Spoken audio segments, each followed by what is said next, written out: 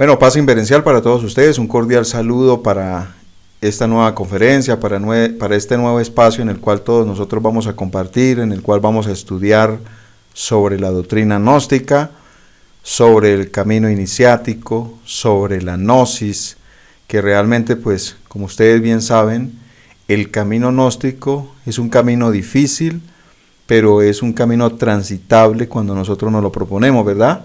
Así lo han demostrado grandes maestros, grandes iniciados, grandes seres que han venido a cumplir una misión en pos de la humanidad, al servicio de la humanidad. Y pues de hecho no es, diríamos nosotros, falso, que todos los que estamos aquí presentes también tenemos esa oportunidad de poder caminar, de poder trajinar, de poder subir la montaña a través de ese proceso iniciático que cada uno nos corresponde hacerlo en nuestro camino espiritual, ya que la gnosis, como ustedes bien saben, la gnosis no es únicamente creencia, sino por el contrario, quien la practique puede realmente trajinar el camino de la iniciación, como lo es una primera montaña, una segunda montaña, y si su misión es mucho más allá, pues poderla realizar de acuerdo a la voluntad de su ser y la venerable logia blanca. El día de hoy vamos a continuar ya, podríamos decir que el último aparte dentro de los diferentes procesos, enseñanzas, anécdotas de la gnosis en Acuario, de todas aquellas enseñanzas dejadas por el maestro Gargacuchinis en relación a las experiencias vividas en la gnosis, ya que pues fue una persona desde el comienzo, prácticamente podríamos decir hasta el final en su desarrollo, en su proceso como iniciado, ayudando a la gnosis, ayudando al maestro Samael. Y en este aparte que vamos a estudiar es algo muy interesante en relación como él coloca el capítulo con el título que denomina Mi proceso iniciático, ¿verdad? Todos tenemos que pasar por un proceso iniciático y no sabemos cómo son las pruebas, en qué momento, a qué horas, cuándo llegarán, pero a todos tarde que temprano nos tendrán que llegar para nuestro bien en el avance de nuestro camino esotérico, de nuestro proceso iniciático. Así que comenzamos, queridos hermanos, y les damos pues a ustedes la bienvenida, ¿no? Les damos a todos una cordial bienvenida, anhelando que estemos bien conectados en este espacio de tiempo. Nos vamos a tomar un tiempito porque este capítulo es un poco largo, pero espero que todos estemos bien conectados, bien ubicados, de conciencia a conciencia, y podamos extraer entre todos apartes que nos puedan servir como ejemplo en nuestro propio camino de la iniciación. El maestro dice, mi proceso iniciático, y comienza de la siguiente manera. Como ya comentábamos, en el año de 1952 se fundaron centros de estudios en Barranquilla y en 1953 lumiciales y ritos. ¿Ok? Así lo dice el maestro. Y continúa en su enseñanza, en su explicación. Semanalmente me movilizaba a Barranquilla saliendo los viernes en los barcos que hacían el recorrido de 8 horas durante la noche y regresaba los lunes en la noche porque los domingos no había tráfico.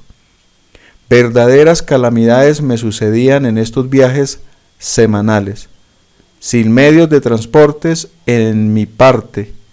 Para ese entonces yo vivía de la insignificante venta de los libros del maestro que había editado y de algunos saldos de la distribución de café que no me aceptó la empresa cafetera que representé por espacio de 18 años consecutivos.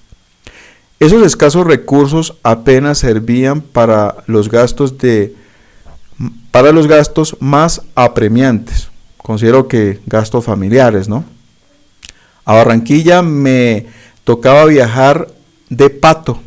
¿Algunos de ustedes saben qué es pato? ¿Viajar de pato? De moto, dice aquí nuestro hermano. ¿Tú qué dices? ¿Viajar de pato? Viajar de pato es viajar de ayudante. Viajar de ayudante, ¿verdad? ¿Qué más?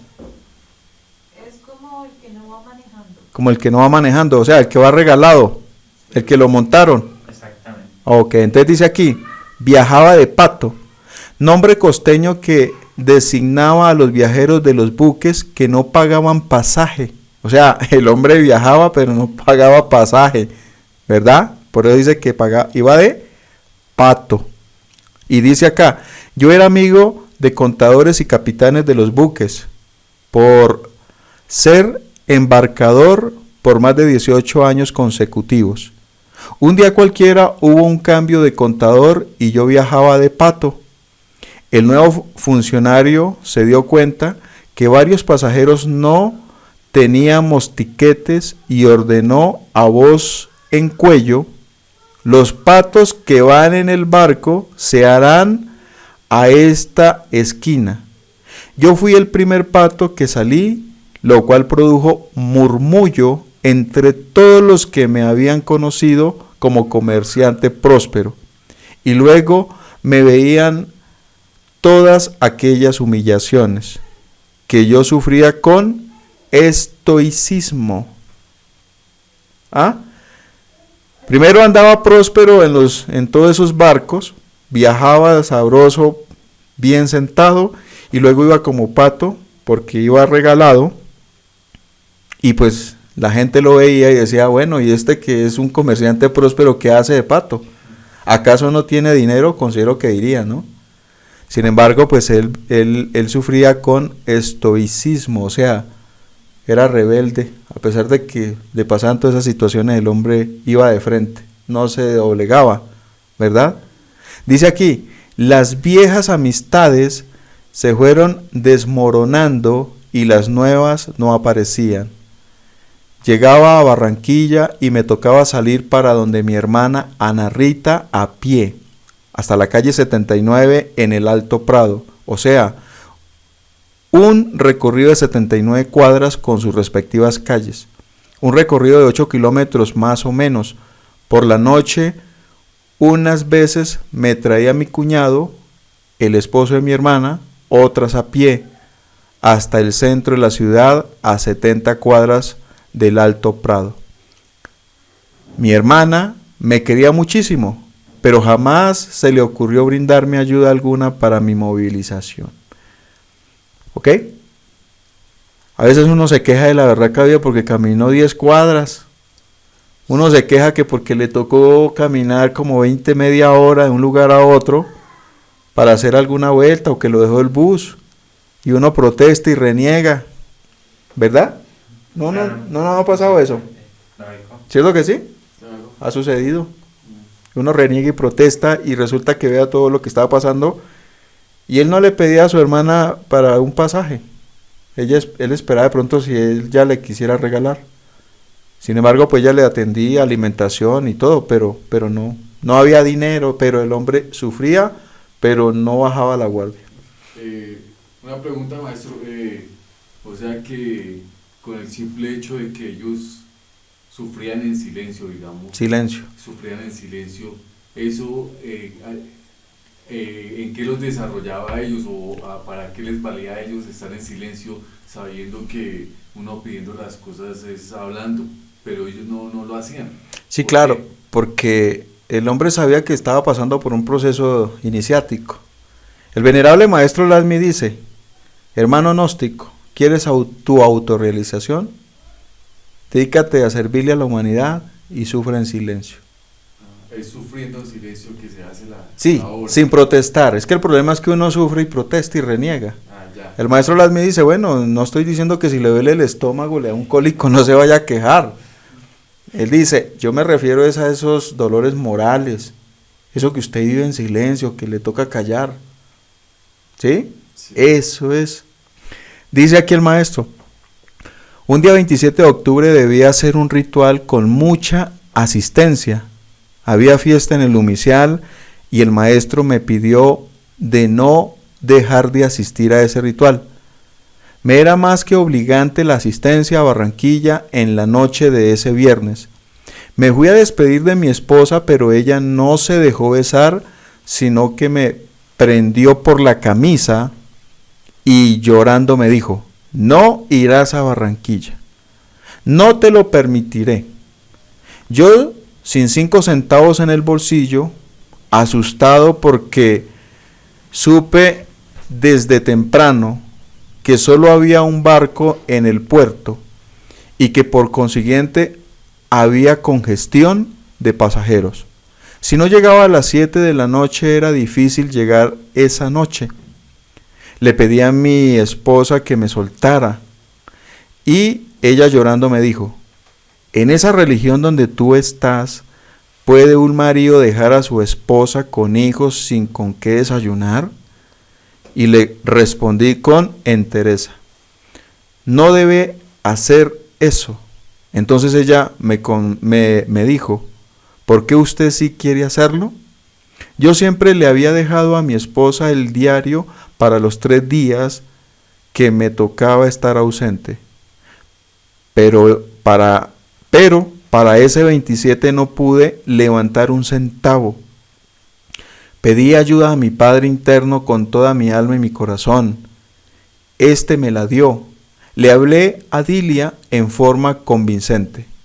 Te aseguro que antes de que amanezca tendrá los medios para que tú y tus hijos puedan comer.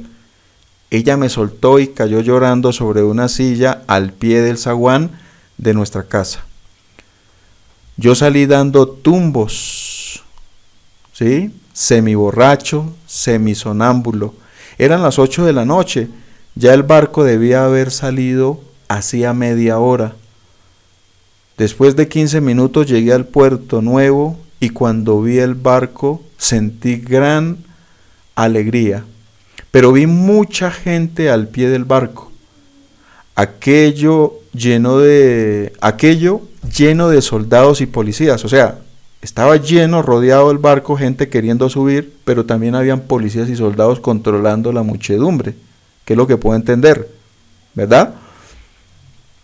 No dejaban entrar a nadie en el barco. Había un sobrecupo de 200 pasajeros. Allí supe que por fuera se quedaban más de 150 personas. Imploré nuevamente a mi Padre bien amado, cuando en esas me habló un amigo cienaguero y presidente del Tribunal Superior de Santa Marta. Este amigo me prometió ayudarme. Habló con el teniente del ejército y pude entrar. Ya en el barco respiré un poco.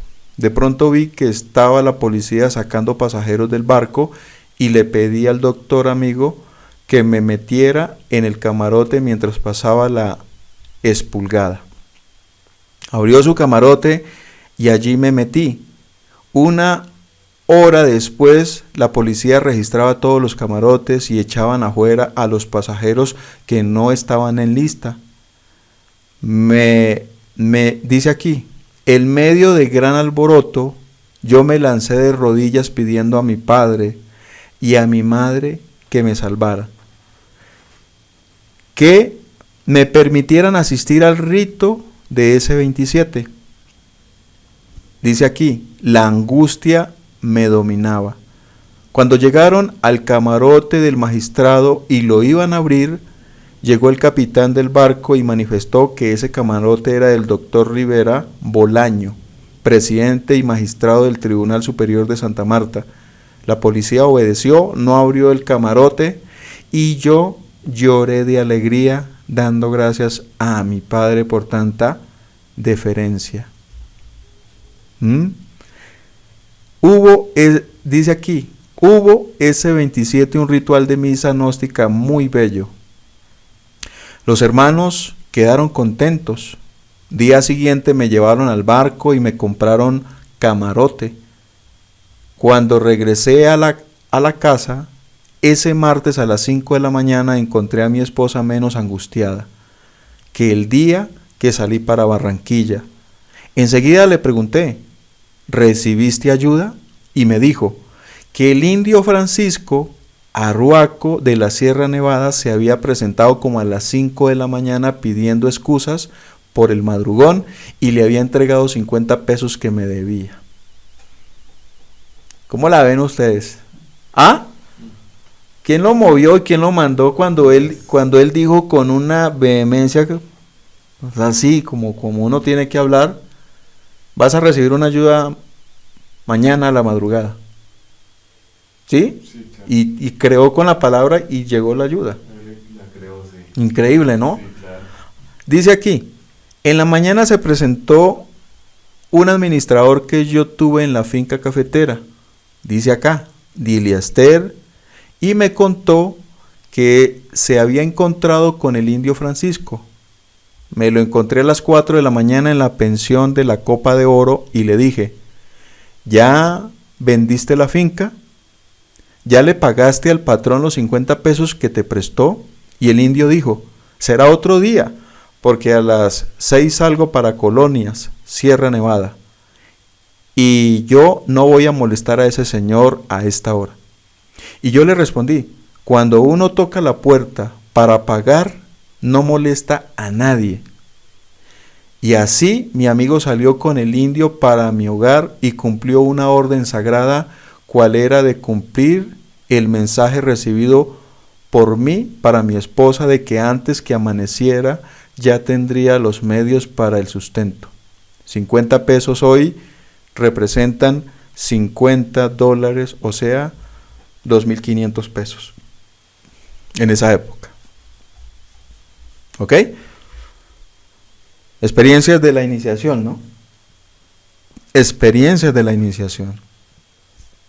Dice por acá, en el año de 1953 ya había yo perdido todos los bienes que tuve antes de entrar a la senda, y en ese entonces los hermanos de la sierra no disponían de muslos para transportarse. Así que tanto el maestro como yo, o mi persona, hacíamos el recorrido de 20 kilómetros a pie para subir al Sumum. Mi subida generalmente la hacía llevando al hombro una muda de ropa completa, una hamaca y una manta de algodón, botines, etc. Todo esto tenía un peso de 16 libras. El hermano Ignacio Amortegui y los demás de su hogar me decían que dejara la hamaca y la manta para no subir con tanto peso. Un día cualquiera me tocó lluvia en todo el camino, y cuando llegué al Sumum Supremum Sanctuarium, la mochila me pesaba más de una arroba. Llegué sin aliento y quedé curado. No más hamaca, mantas, zapatos, ni cosas superfluas. Allí en la casa del peregrino tuve grandes experiencias. En una ocasión subí con un intelectual formidable. Se había leído cientos de libros espiritualistas, se conocía de memoria muchísimos maestros. El maestro se encontraba en un ángulo de la casa del peregrino, estaba descansando dentro de su hamaca. Sentados estábamos mi amigo Hernando y mi persona. La conversación nuestra trataba sobre aún peor.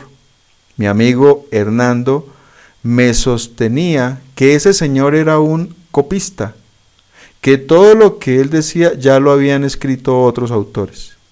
Yo le debatía, pero me faltaba bagaje, lectura de esos autores que él me informaba.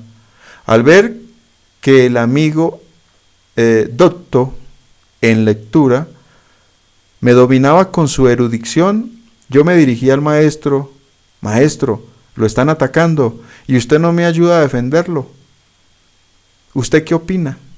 Y él me respondió, estoy oyendo a un par de tercos que quieren apugallarse el uno a otro. Yo en esa clase de controversias no me meto, ni me interesan. Al ver al incriminado que no le interesaba la disputa, opté por callarme y también, ¿sí? Dice aquí, opté por callarme también. Cuando uno no quiere, dos no pelean. Reza el dicho. ¿Sí? Esta es una parte interesante que quiero que lo tengamos en cuenta. Muchos pseudoesoteristas, ocultistas y que pertenecen a otras instituciones que dicen ser gnósticas, que dicen ser de otro tipo de lineamientos, Critican al venerable maestro porque dicen que él se le copió a muchos autores. Nosotros sabemos que el venerable maestro Samael se había estudiado a todos los autores, por ejemplo, como masones, rosacrucistas, ¿verdad? Teosofistas. Se había estudiado a Max Heider, Rudolf Steiner, se había estudiado, pues de hecho, al maestro Wiracocha, la venerable maestra Elena Petronila Blavatsky, ¿sí? Había estudiado incluso las obras de otros filósofos, de otros maestros, y él siempre llegaba a las conclusiones de que la mayor parte de todos los tratados de estos grandes iniciados les quedaba faltando, no daban realmente el punto de lo que tenía que entregarse ya al final de la raza y en relación a la entrada de la era de Acuario. Y por eso muchas de las enseñanzas de todos estos grandes iniciados, el maestro toca sobre ellas, toma parte de ellas, pero las habla a un nivel mucho más alto, a un nivel mucho más completo, un nivel mucho más abierto, y más cuando habla sobre los procesos alquímicos, la transmutación, el arcano AZF, etcétera, etcétera. ¿Por qué? Porque los demás autores no podían hablar en ese lenguaje, ya que a ellos no les correspondía hablar sobre ese misterio, porque no tenían la libertad o el ordenamiento ante la ley de hablarlo. El maestro Wiracocha habló, por ejemplo, el arcano AZF en latín, y en español lo escribió, pero de una forma muy oculta, como que para el entendimiento del que está despertando en este misterio, y no más. Y ya la maestra Elena y otros también hablaron, pero lo hablaban en secreto y se lo entregaban de labios a oídos a los discípulos. Pero ya ustedes se dan cuenta que en las horas del maestro él ya habla del arcano, la transmutación, de todos estos procedimientos de una forma escueta, y hace una síntesis de las doctrinas de los grandes iniciados dentro de la gnosis. Por eso él dice, si tú quieres estudiar todos y cada uno de estos grandes autores, todas estas grandes enseñanzas y doctrinas y podríamos decir todo lo que está en las diferentes culturas, etcétera, etcétera, eso está en la gnosis. Entonces no se maten la cabeza estando buscando a toda hora por fuera cuando en la gnosis se encuentran todo esto, ¿verdad? Así que para todos aquellos que critican y que hablan del maestro y dicen muchas cosas, tengan en cuenta eso, que todos estos grandes autores dieron hasta un punto y el maestro enchufló, conectó todas sus enseñanzas y le dio un paso mucho más grande al entendimiento del camino esotérico hacia la autorrealización íntima del ser. Y si no lo creen, devuélvanse en ustedes a las lecturas de estos iniciados y vuelvan y estudien gnosis y se darán cuenta ustedes que realmente lo anterior que le queda faltando para lo que encontramos en la gnosis, que está muy amplio y muy desarrollado como doctrina síntesis del avatar, ¿ok? Dice por aquí algo: yo perdí la casa donde atendí los negocios a mi cargo por la suma, dice acá, de 12,000 pesos, precio que me había costado 10 años antes, pero que en esa época la perdí. Ya tenía, pues de hecho, un valor de 30,000 pesos. Él la perdió por 12,000, pero el valor era de 30,000 pesos. 18,000 pesos menos, ¿verdad? Dice acá, la empresa que me la quitó buscó los servicios de un abogado con gran influencia entre los jueces de la época y le pagaron 2,000 pesos por obtener un lanzamiento judicial, que en esa época tenía solo un costo de 200 pesos. Yo busqué a un amigo abogado de gran estimación y pude vivir 24 meses extras en mi dicha casa. Yo peleé porque yo era un despojado, no un inquilino cualquiera. En esas vacaciones judiciales, 20 de diciembre a 20 de enero, me fui con mi esposa e hijos a Barranquilla para descansar, y sabiendas, dice aquí, a sabiendas de que la casa esperaba un mes por asuntos de vacaciones judiciales, a los 15 días más o menos de estar con mi esposa descansando, me llegó un expreso de la Sierra Nevada. Lo mandó el maestro con un papel para Julio Medina, en el que se me decía lo siguiente: Se le ordena a Julio Medina trasladarse de inmediato a Ciénaga, porque entre CB o C.B y el gobierno quieren arrasarlo.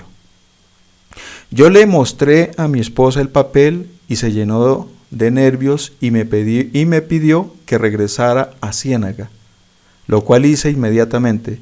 Llegué a la casa de Ciénaga a las 6 a.m. Me paré en la esquina del edificio y al ratito pasaba mi amigo y compañero de trabajo en la finca. Dile a Esther, dice acá, Héctor, un experto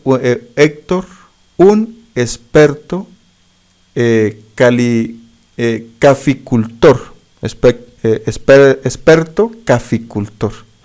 Enreda un poco aquí esto. Dice aquí, se alarmó de verme en Ciénaga, pues él sabía que estaría fuera de Ciénaga durante un mes. Me preguntó los motivos del regreso y le mostré el papel del maestro. Él lo miró y sonrió y luego me dijo, en forma amistosa, don Julio, ¿usted sí cree en esas cosas? Y le contesté, ya son muchas las veces que este amigo me ha salvado. Y oído esto, siguió su ruta hacia el ferrocarril a tomar el tren que salía para Santa Marta a las 7 a.m. De pronto se acordó que los documentos que lo llevaban a Santa Marta los había dejado en su casa y se regresó por ellos.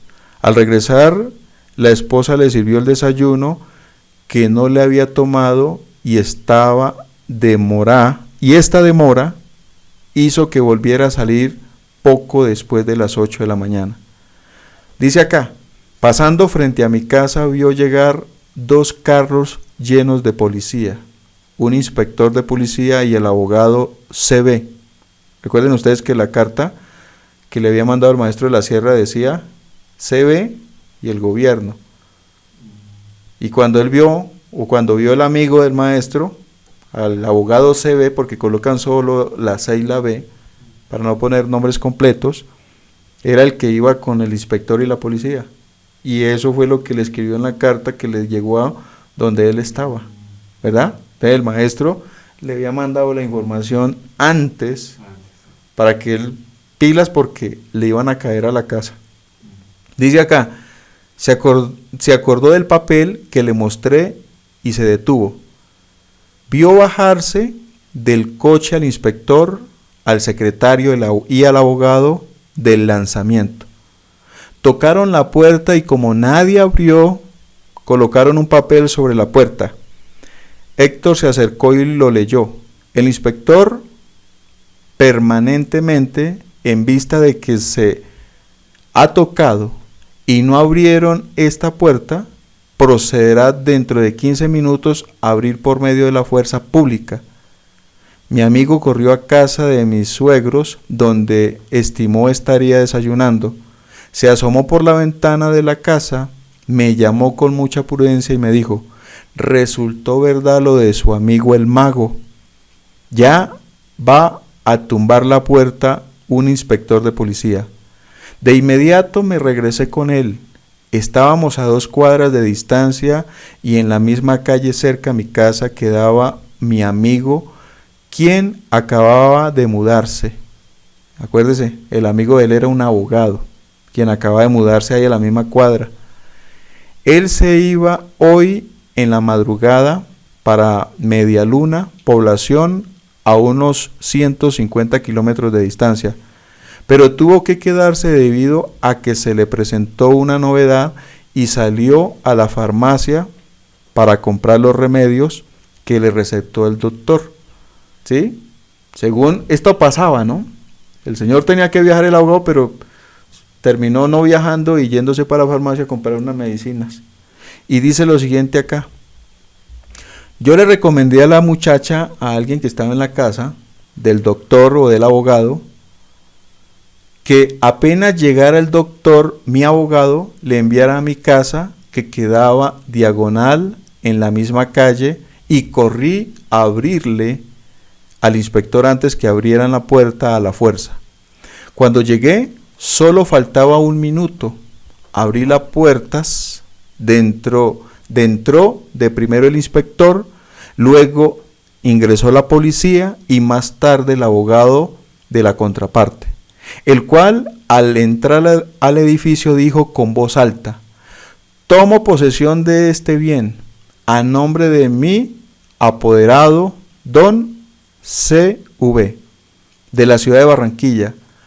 Al tiempo se dejó oír otra voz que en tono alto dijo: y yo me opongo como apoderado del señor Julio Medina para que no sea despojado de su bien, ya que por este edificio se encuentra en una demanda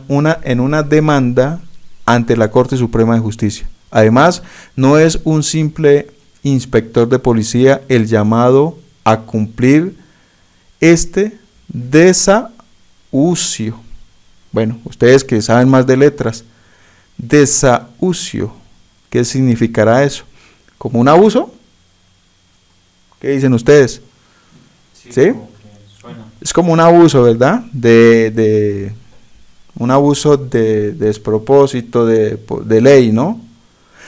Dice aquí: sino un juez de la República y estando estos en vacaciones judiciales, no se puede llevar a cabo este acto. Todos volteamos y era mi amigo abogado, es magistrado del Tribunal Superior, y dirigiéndose al doctor C.B. le manifestó: yo lo acusaré a usted ante el Tribunal Superior por este atropello de introducirse a una casa privada valiéndose de un inspector de policía, el cual no tiene culpa por no ser un abogado como usted.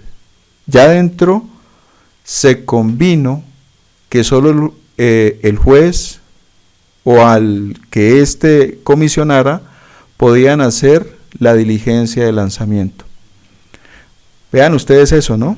Un cuestión ¿cómo se llama esto? Como un conflicto en cuestiones de leyes, ¿no? Porque como estaba perdiendo la casa y ya lo estaban sacando de la que era su propia casa por cuestiones legales, porque ya no, seguro no podía cumplir, la casa ya estaba, bueno, manejada por deudas y ya estaba perdida. Y pues ya le quedan días contados al maestro para vivir en su propia casa. Dice acá lo siguiente, algo interesante dice: dice aquí, yo sabía que nos lanzarían a la calle a mi esposa e hijos y los enseres de mi hogar. Llegaron a un acuerdo el juez, los dos abogados y mi persona, y me dieron 24 horas para mudarme. Un vecino me ofreció su casa para guardar los muebles, lo cual agradecí, pero desde mi casa vi que en la otra cuadra alguien salía con sus muebles del hogar del doctor C.A., gran amigo. Me hablé con ese Patricio y me contestó: no sabía que andabas en ese trance, puedes ya traer tus muebles y tu familia. Y esa misma tarde nos mudamos en los altos de la casa que acababan de desocupar. A ver, ustedes han leído por ahí al maestro cuando dice: bueno, y si ustedes le sacan los muebles, le tiran todas sus cosas a la calle porque no tuvo para pagar el arriendo, ¿se van a morir? ¿Van a dejar de vivir? ¿Hasta ahí llega su vida? No. Él dice, alguien tendrá que recogerle sus muebles, alguien se los va a guardar y ustedes, algo va a pasar, algo va a ocurrir. Fíjese la tranquilidad de ese maestro como familia y todo. Que iban a con familia y todo. Y fíjese la tranquilidad del hombre. Y simplemente decía, ese es gran amigo mío, voy a hablar con el hombre. Pues ese gran amigo va. Yo me desespero. Claro. Yo me desespero y qué. Claro. Es que nosotros nos desesperamos porque a veces no tenemos que pagar el arriendo. Sí, eso. Y nos están llamando. ¿Qué pasa? Claro. Él llegó el momento donde no pudo pagar. Lo estaban botando de su propia casa.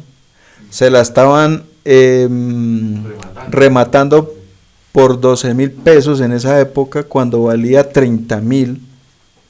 Sí, en esa época, que eso es una millonada, según si lo miramos como si fuera en este momento. y él estaba siendo botado de su propia casa.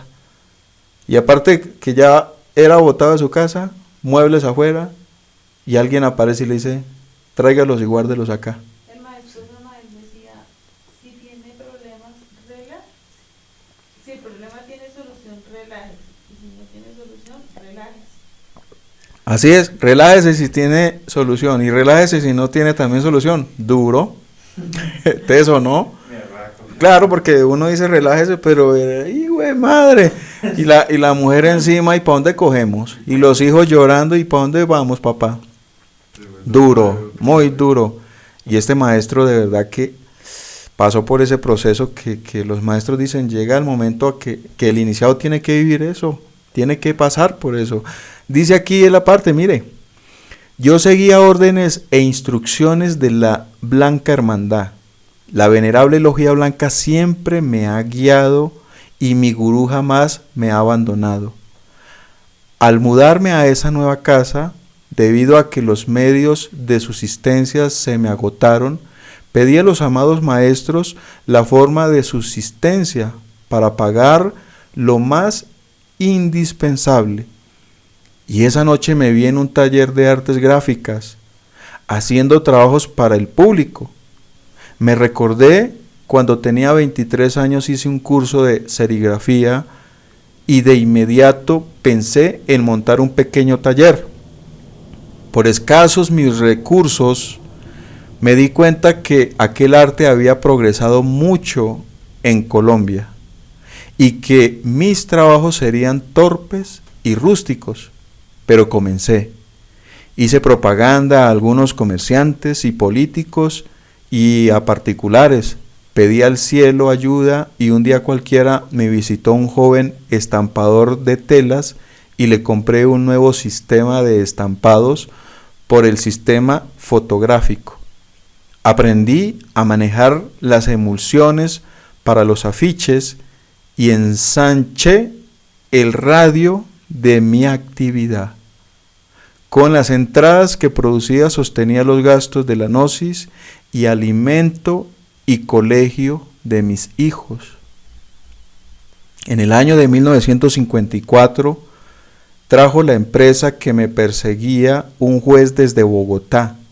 Lo supe en forma ocasional, un día cualquiera, mi vecino doctor NH me contó, don Julio, a usted lo van a meter a la cárcel. Le pregunté, ¿y usted cómo lo supo?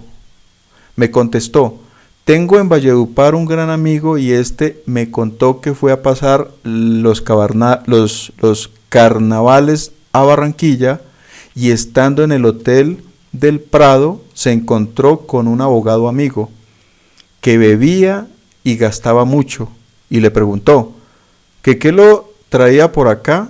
Y él le contestó, vengo para detener al señor Julio Medina de Ciénaga, a quien no conozco. Pero la empresa que me trajo me paga todos los gastos en el hotel. Mi amigo, el doctor H, al saber eso, le contestó al informante, se trata de un buen amigo y le voy a contar de inmediato. Así fue, me llamó y me contó todo. Dice acá lo siguiente, hermanos, pongan mucha atención. Después de los carnavales llegó el tal juez, se instaló en Santa Marta, vino a Ciénaga, me tomó declaraciones y me hizo detener.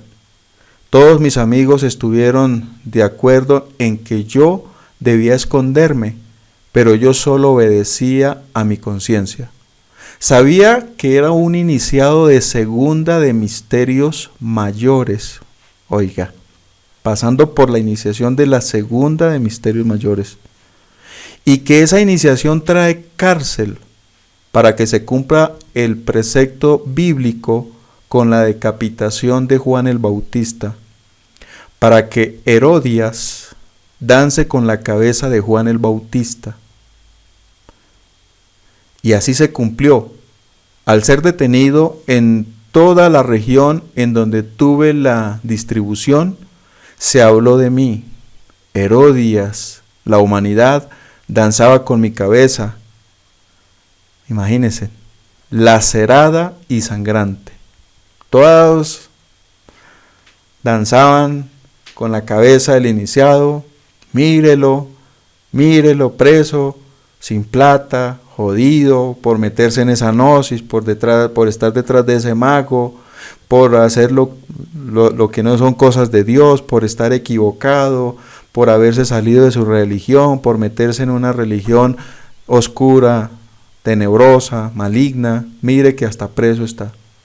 Y entonces todos sus conocidos danzaban con él, con su cabeza, porque él estaba pasando por esa decapitación de la segunda iniciación de misterios mayores, que es cuando el iniciado cae preso.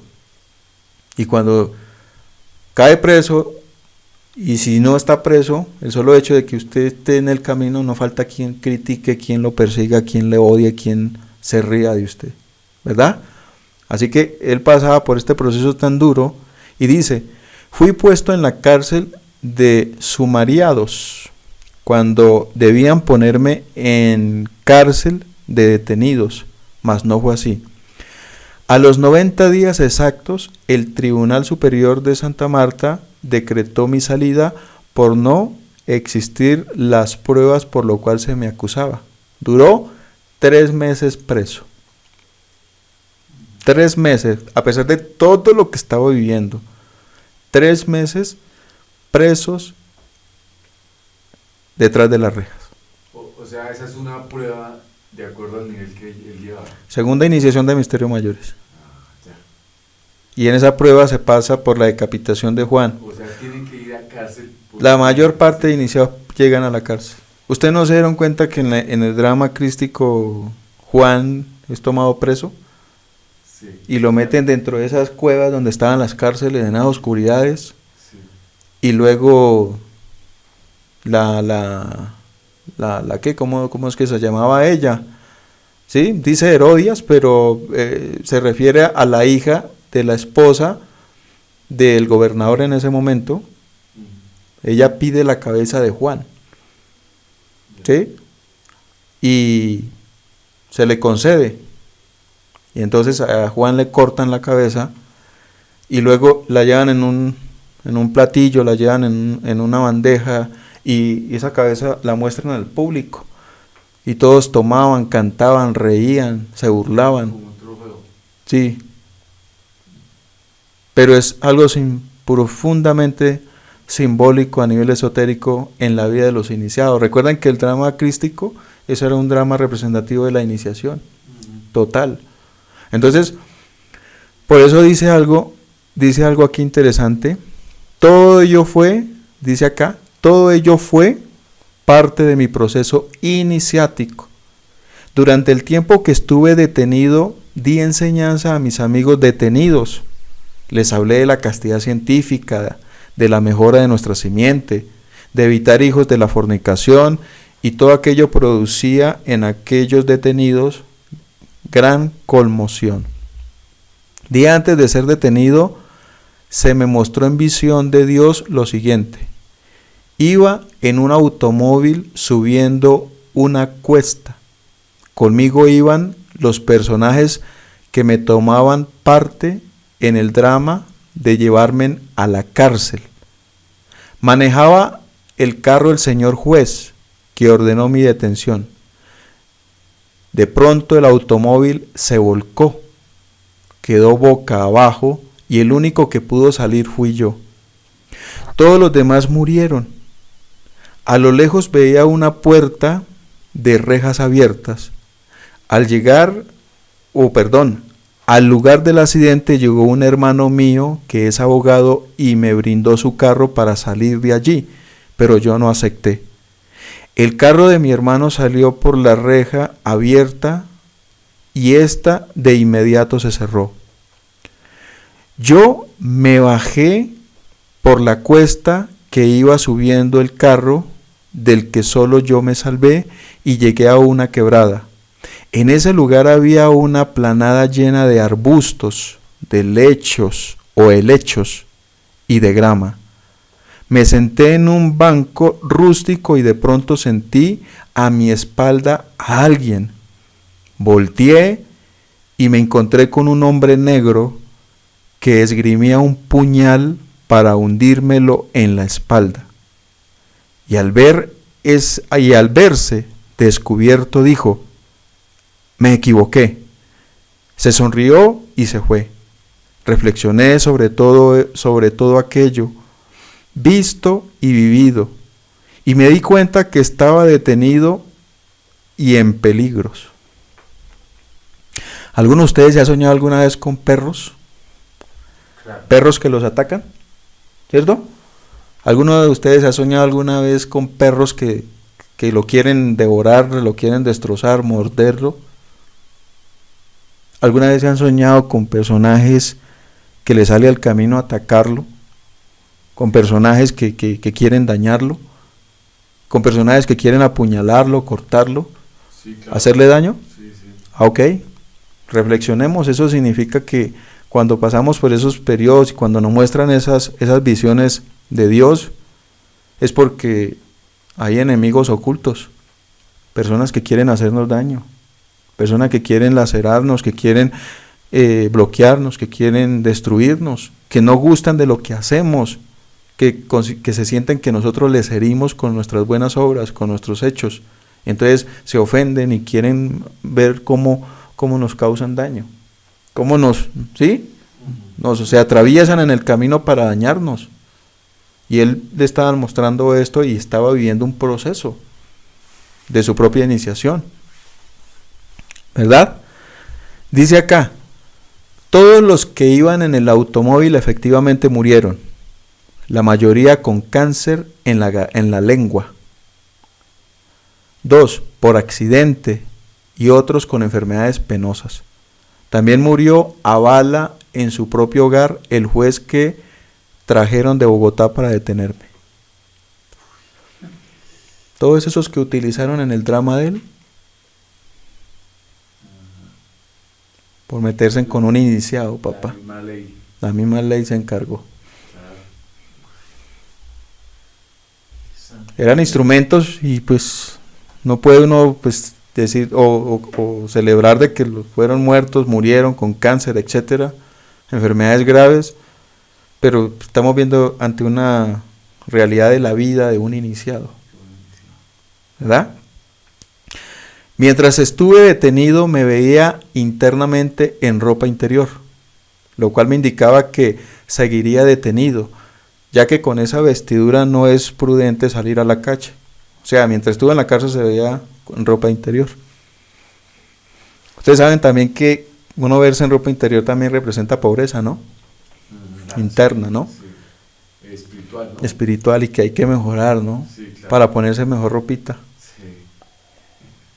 Es curioso de cómo uno en el camino como estudiante gnóstico, al principio uno anda muy desaliñado y como que no tiene ni pasapaticos, pero el ser le va dando pasapaticos, para ropita, para su ropita interior, para que salga, para que viaje, para que coma mejor, para que goce mejor la vida. Claro. Es que es una lógica, ¿por qué? No es que tú estás incrementando el nivel del ser.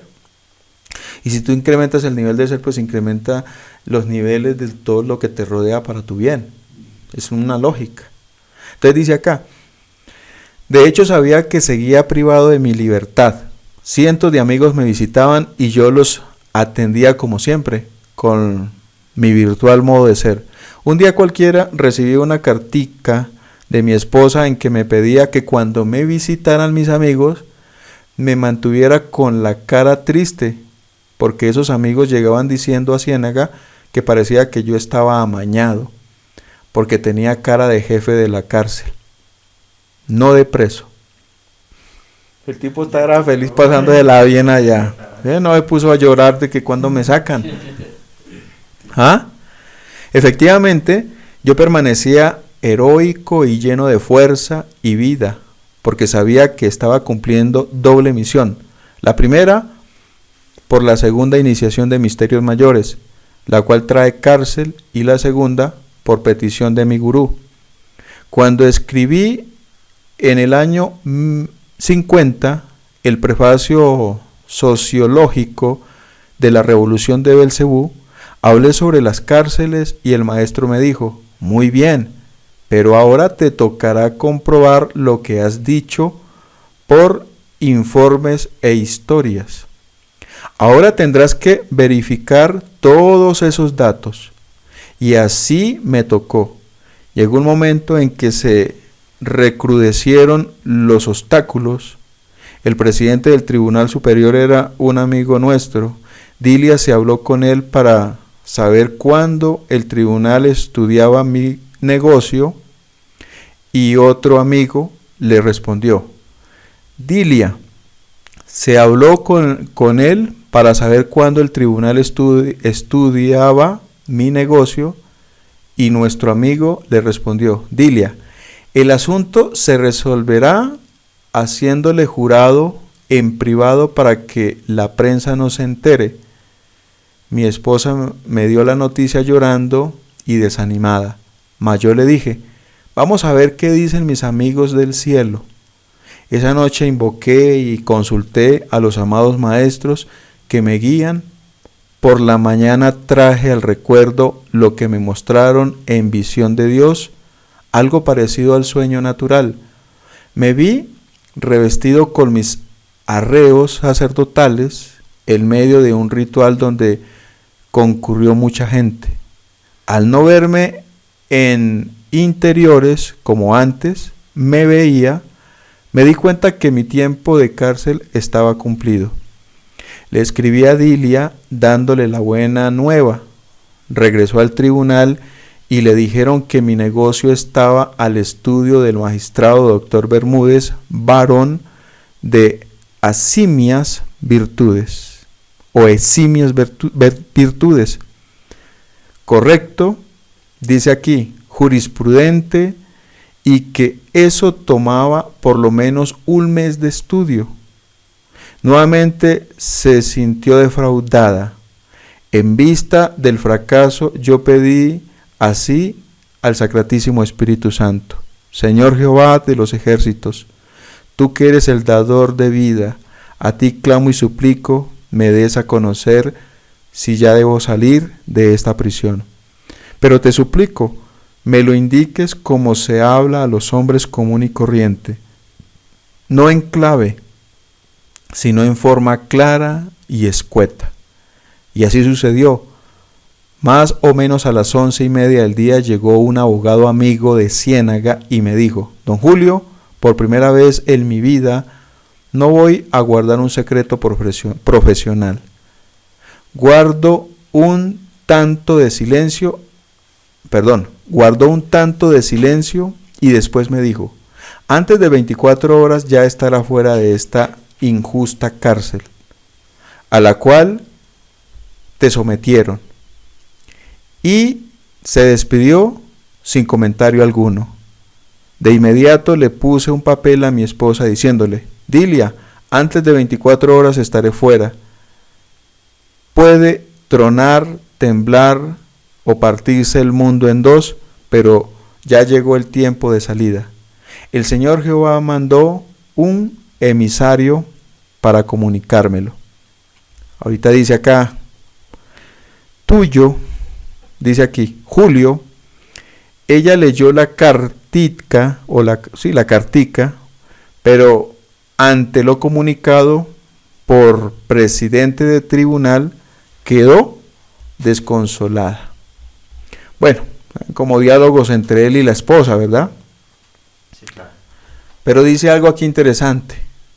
En mi hogar, la Logia Blanca puso de guardián a un hermano muy estimado de todos los de mi hogar. Ese distinguido hermano, hoy separado de nuestras instituciones por problemas hogareños, Marquitos, como cariñosamente lo llamaban en mi casa, él le dijo: señora Dilia, debe creer lo que dice el maestro, lo demás no tenga en cuenta. Y ese mismo día viernes llegó acompañada dice aquí, de Marquitos al Tribunal Superior. Allí dijo un joven cienaguero que trabajaba en el tribunal que el negocio había salido favorable y que estaba la firma del magistrado, que el ponente doctor Bermúdez y 2 más habían firmado y volviera al día siguiente, sábado, ya tendría orden. Dilia me comunicó que al día siguiente, sábado, estaría en Santa Marta. Volvió al tribunal el sábado a las 10 de la mañana y encontró todo cerrado. Perdía las esperanzas de mi salida, se acercó a la cárcel, toda desanimada. Le pedí que esperara mi salida en Santa Marta y me contó Marquitos después que Dilia le dijo: pobre Julio, está desesperado para salir. Y Marquitos le dio ánimo para esperar.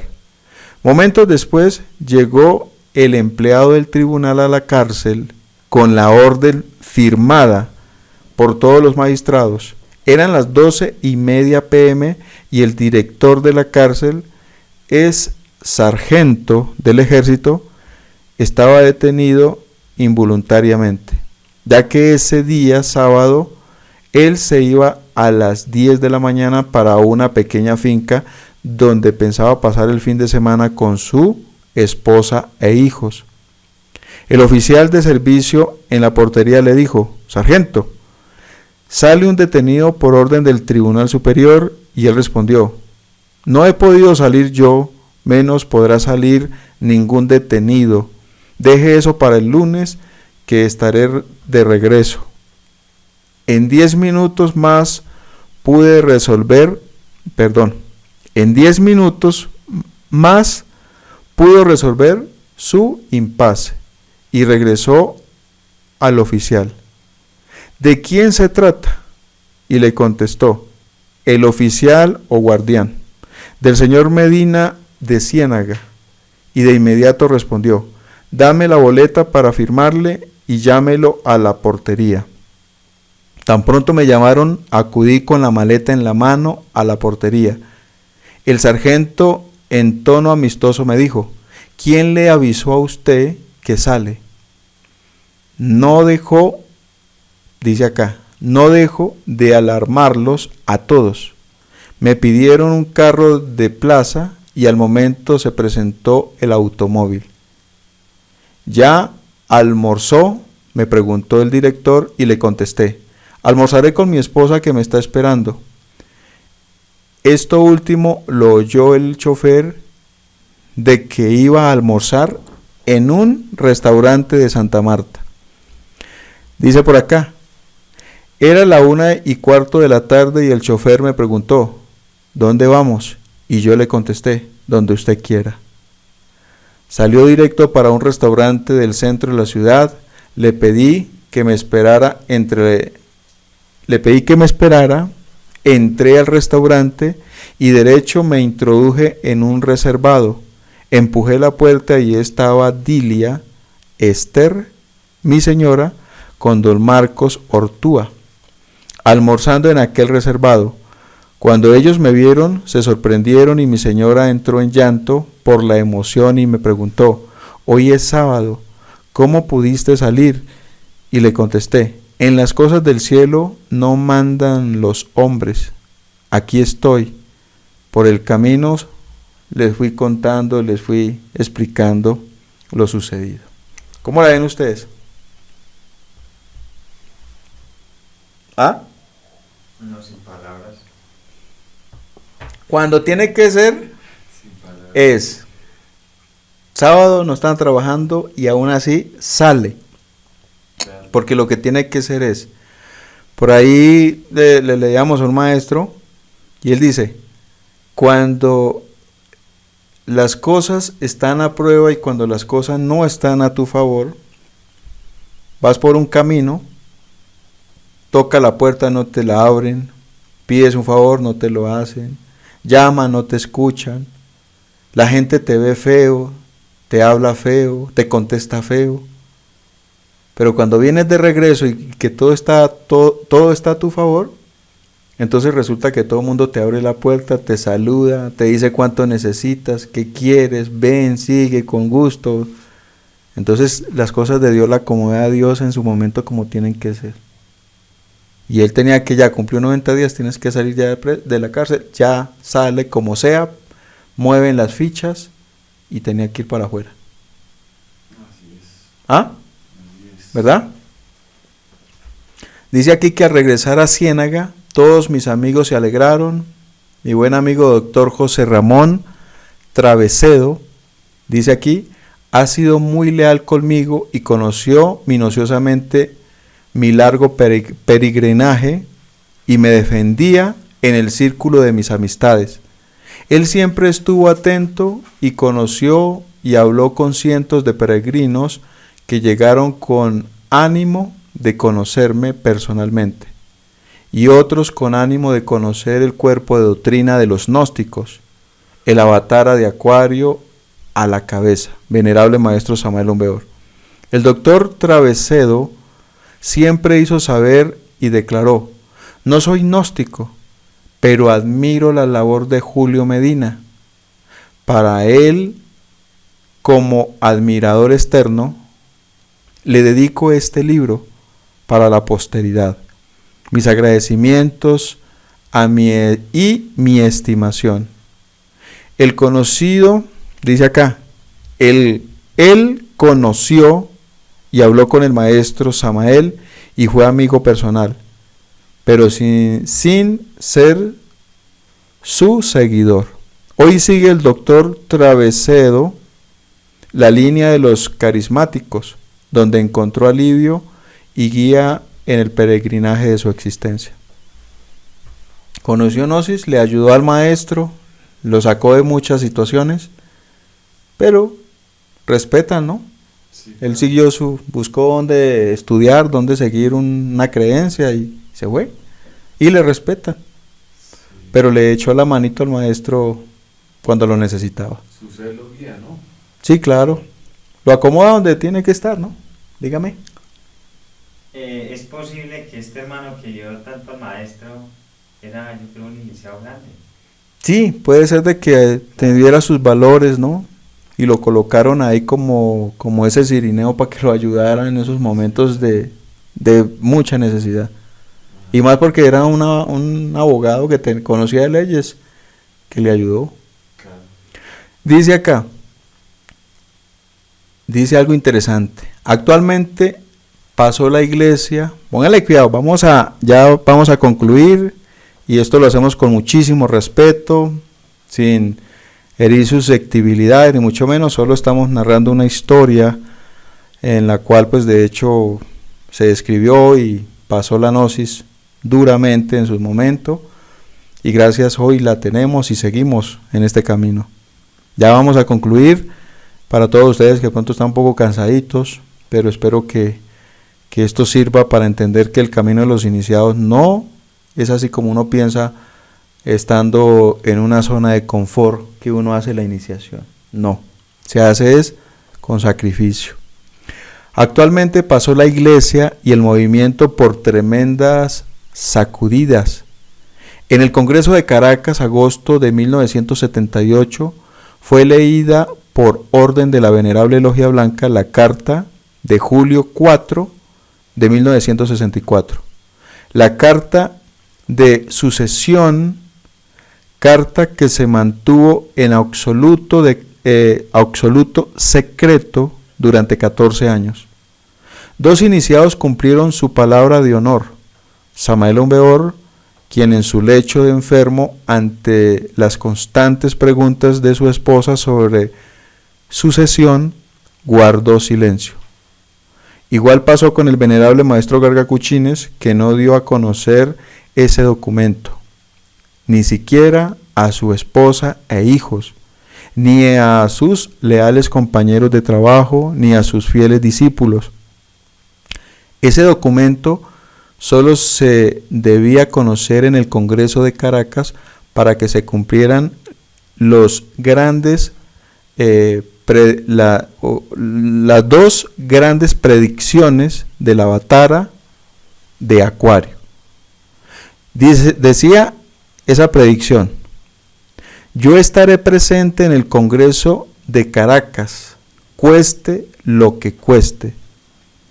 Y allí estuvo por medio de su representante legal, el venerable maestro Gargacuchines.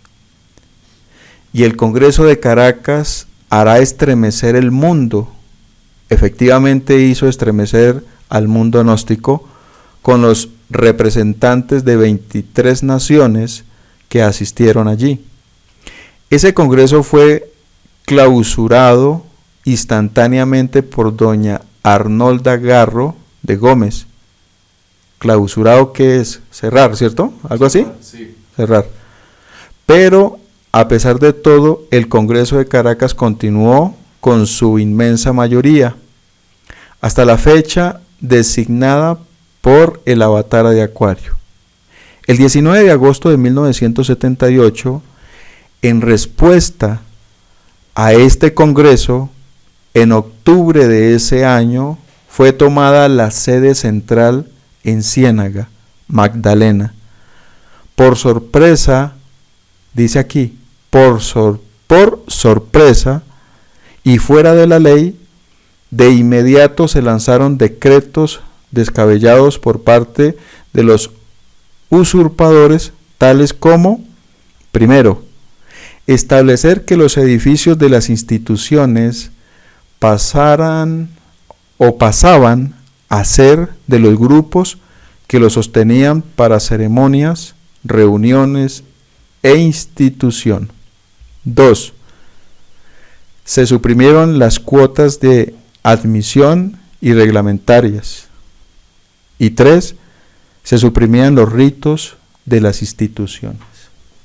Imagínense, se apoderaban o tomaban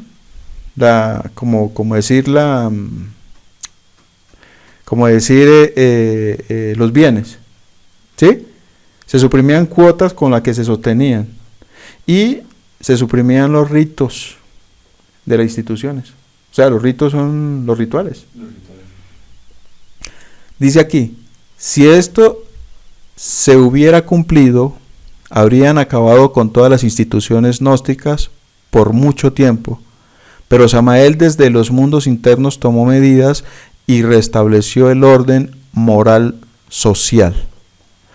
Cuando el mal triunfaba, dice aquí, cuando el mal triunfa y el bien sucumbe, Dios interviene para restablecer el orden social. El 1 de febrero de 1980, solo a 3 días del comienzo del curso de ejecutivos que cada año se le brinda a hermanos de la senda, varones y mujeres, se presentó don Joaquín Amortegui en compañía de los mismos usurpadores que se apoderaron de la sede central y se tomaron el Sumum Supremum Santuarium de la Sierra Nevada.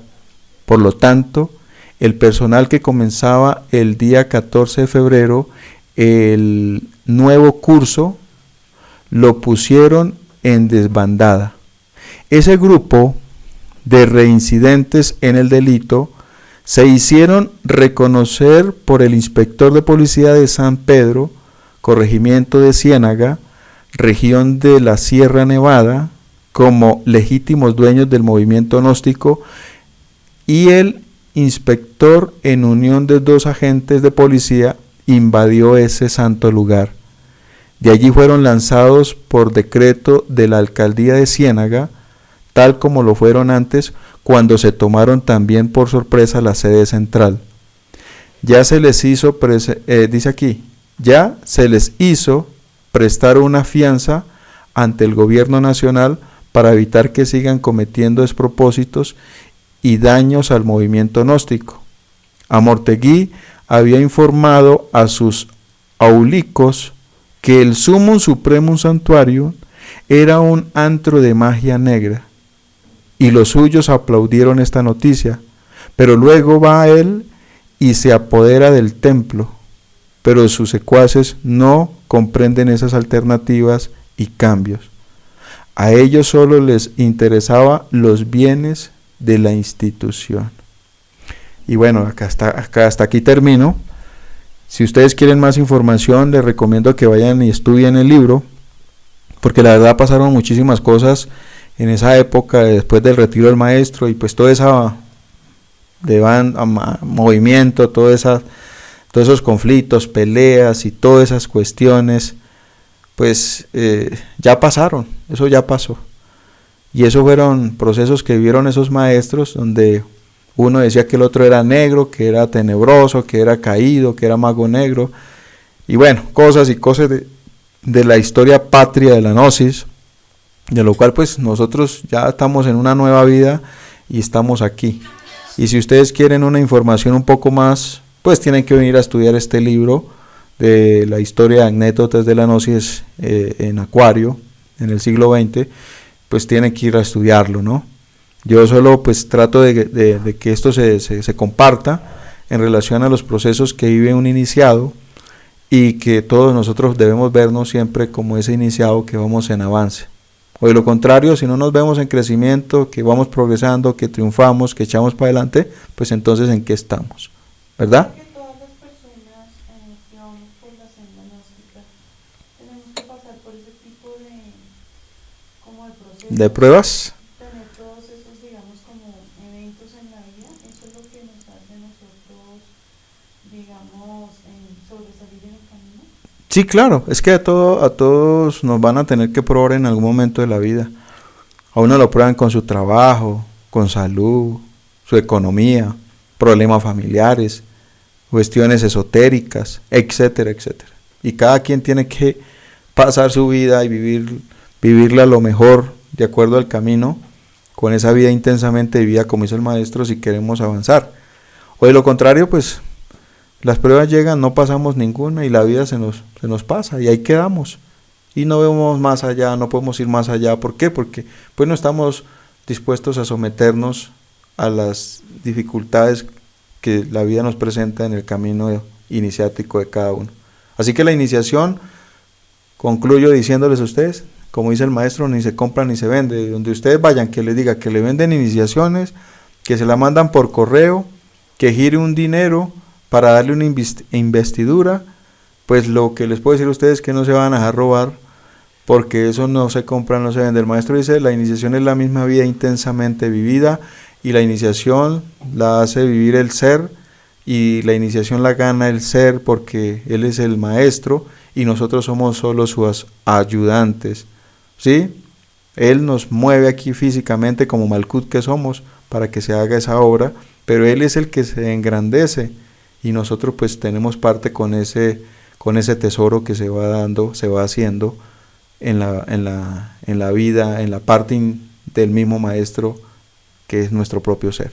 ¿Alguna otra pregunta ya? ¿Alguna inquietud? ¿Quedó alguna duda? ¿Algo que ustedes concluyan para terminar esta historia? Ahí está muy bien, profe. Bien. Muchísimas gracias. Sí, por ahí no hay nada, ¿ok? Bien, entonces muchísimas gracias a ustedes, muchachos. Disculpen ahí tanto espacio de tiempo, pero considero que queda claro esto, y agradezco de verdad de corazón por tomarse en el tiempo para que estudiemos sobre todas estas historias, ¿verdad? Tomemos la historia, tomemos la enseñanza. Ya problema de los iniciados, de los maestros, ya cuestiones de cada quien. Tomemos la enseñanza para nuestro bien, porque es una huella de orientación para nuestro propio camino particular. Así que nos veremos en una conferencia más, nos veremos pues de hecho en otro estudio esotérico más, y pues hasta pronto, queridos hermanos, que pasen un feliz descanso todos ustedes. Hasta luego.